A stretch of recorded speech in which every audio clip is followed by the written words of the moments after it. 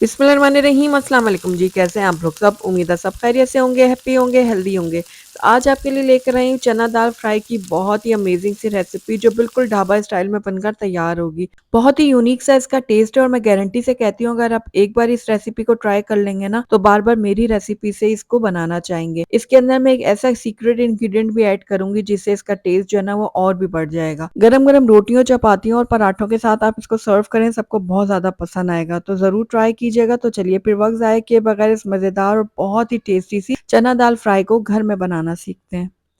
तो बिस्मिल्लाहिर्रहमानिर्रहीम। चना दाल फ्राई बनाने के लिए मैंने यहाँ पर 250 ग्राम्स यानी कि 1 पाव ले ली थी चना दाल, जिसको मैंने अच्छी तरह से धोकर और 2 घंटे पहले भिगो के रख दिया था। लेकिन अगर आपके पास टाइम कम है तो फिर आप इसको गर्म पानी में आधे घंटे के लिए भिगो के रख दें ताकि ये अच्छी तरह से नरम हो जाए। तो चना दाल हमारे अच्छे से नरम हो गई है। अब इसको हम बॉईल करेंगे। तो उसके लिए मैंने यहाँ पर एक ले लिया पैन और इसके अंदर हम ये चना दाल डाल देंगे। पानी मैंने इसका गिरा दिया था, सिर्फ चना दाल हम इसके अंदर ऐड करेंगे। उसके बाद हमने इतना इसके अंदर पानी ऐड करना है कि ये चना दाल जो है ना इसके अंदर भीग जाए। तो ये देखिए अब इसके अंदर मैंने थोड़ा सा बिल्कुल नमक ऐड किया है। इसको हम मिक्स करेंगे। मिक्स करने के बाद इसको हम गैस के ऊपर चढ़ाएंगे।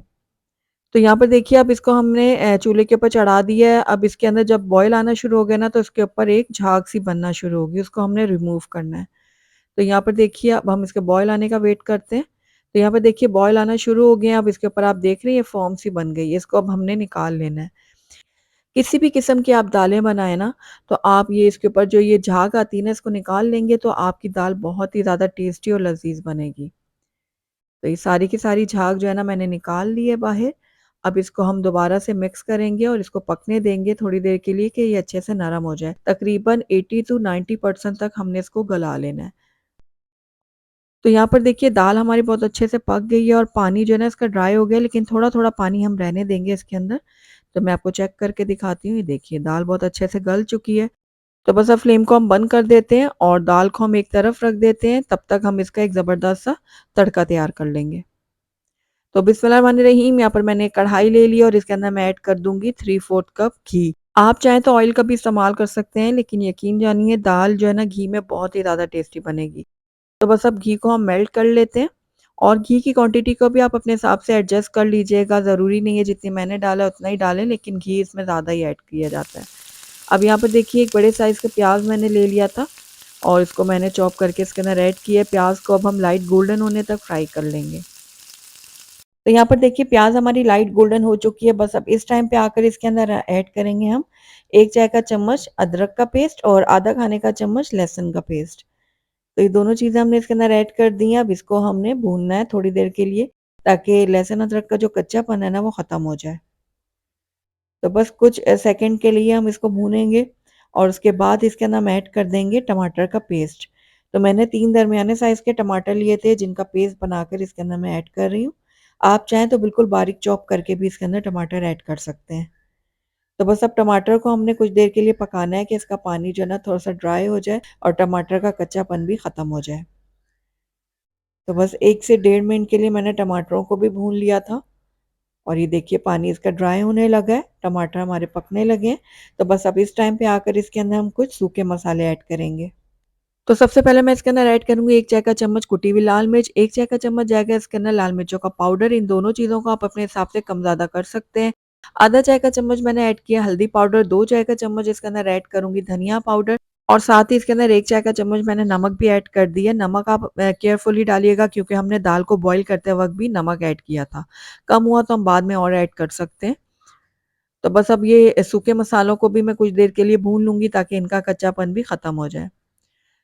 तो 1 मिनट के लिए मैंने इन मसालों को भी भून लिया था और ये देखिए बहुत ज़बरदस्त सा हमारा मसाला जो है ना वो रेडी हो गया है, बहुत ही दानेदार मज़ेदार सा। तो यहाँ पर अब मैं डालूँगी एक बहुत ही सीक्रेट इंग्रीडिएंट। तो मैं यहाँ पर ऐड कर रही हूँ 3 अदद आलू बुखारे।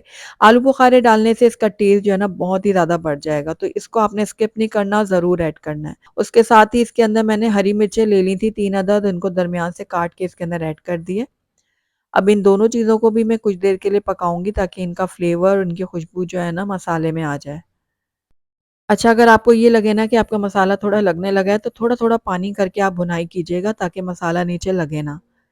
तो बस मैंने 2 घुट पानी ऐड किया और अब दोबारा से मैं इसको भून लूंगी।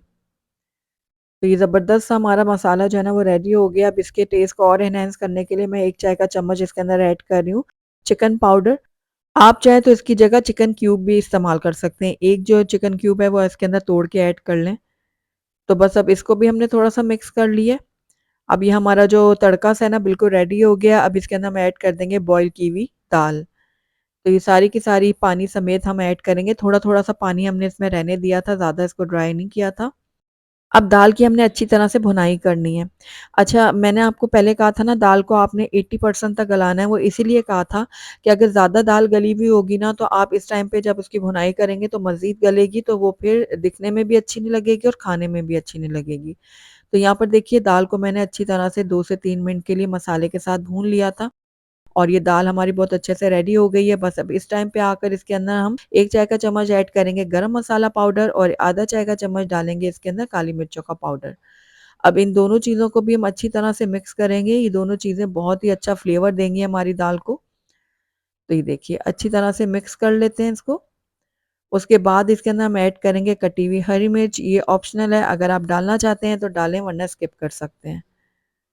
ہری مرچ کو بھی تھوڑا سا مکس کرتے ہیں. اس کے بعد اس کے اندر ہم ایڈ کریں گے کٹا ہوا ہرا دھنیا. اور ہرا دھنیا کو بھی ہم تھوڑا سا مکس کر لیتے ہیں. اچھا اگر آپ کو تھوڑی سی ڈھیلی ڈھیلی دار پسند ہے نا تو اس میں آپ 1/4 کپ پانی بھی ایڈ کر لیں اس ٹائم پہ آ کر. اس کو 1 منٹ کے لیے دم پہ رکھ دیں تو وہ بالکل ڈھیلی ڈھیلی سی بن جائے گی. اگر آپ کو ڈرائی پسند ہے تو آپ اسی طرح سے سرو کریں. تو بس اب اس کو ہم کور کرتے ہیں 2 منٹ کے لیے بالکل لو فلیم میں اس کو میں دم کے لیے رکھوں گی. اس کے بعد میں آپ کو پلیٹ آؤٹ کر کے دکھاؤں گی. تو الحمدللہ ہماری بہت ہی ٹیسٹی بہت ہی مزیدار سی چنا دال فرائی بن کر تیار ہو گئی ہے. بالکل ڈھابا اسٹائل میں یہ بنی ہے، بہت ہی ٹیسٹی بنی ہے. آپ اس کو گرم گرم روٹیوں چپاتیوں پراٹھوں کے ساتھ سرو کریں، سب کو بہت زیادہ پسند آئے گی. تو اگر آپ کو میری آج کی ریسیپی پسند آئی ہے تو اس کو لائک ضرور کیجیے گا. فرینڈز اور فیملی میں اس کو زیادہ سے زیادہ شیئر کیجیے گا. اگر پہلی دفعہ میرے چینل پہ آئیں تو کائنڈلی اس کو سبسکرائب بھی کر لیں، ساتھ ہی بیل آئیکن کو بھی پریس کر دیں تاکہ میری ہر نئی آنے والی ویڈیو کی نوٹیفیکیشن سب سے پہلے آپ تک پہنچے. Thank you for watching. اللہ حافظ.